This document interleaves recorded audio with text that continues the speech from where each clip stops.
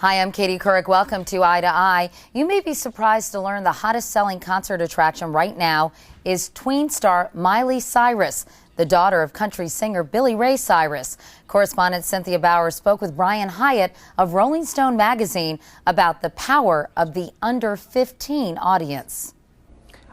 I think that as these artists, as a Hilary Duff or a Miley Cyrus, which is really who we're talking about, as they kind of take that next step and break out of the Disney Channel world and try to make what they would call their adult album and try to get MTV play, try to get pop radio play, then that's when we start looking at them as a musical artist. Right now, she's sort of in this tween pop ghetto, I guess, where it kind of adults kind of ignore her, except the adults who are desperately trying to get tickets for their kids. It appears that Hannah Montana is more popular than Bruce Springsteen right now, and I think there's demographic reasons for that. And I think what we say is, I think people might expect maybe Rolling Stone people to be sneering at bubblegum pop and to be angry that it's selling so much, but this is just how pop culture works. At least kids are buying.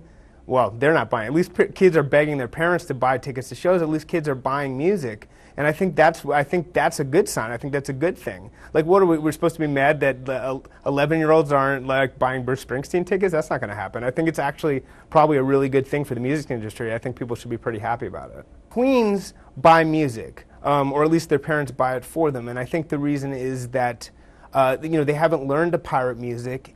And they also haven't, their parents are often buying it for them. And sometimes the two groups who buy music are young kids and older people. And if you think about it, the older people are their parents, so it makes complete sense. So the music industry should be relieved that there's a new demographic group coming up that's paying for music. It understands that music is something you pay for. I've listened to a little bit of Hannah Montana and Miley Cyrus music. There's two, there's her solo career and there's Hannah Montana music. I defy you to tell the difference between the music. It's pretty similar. I mean, it's bubblegum pop, and it's scrubbed cleaner even than NSYNC or Britney back in the day. I think that it's pretty hard to listen to as an adult.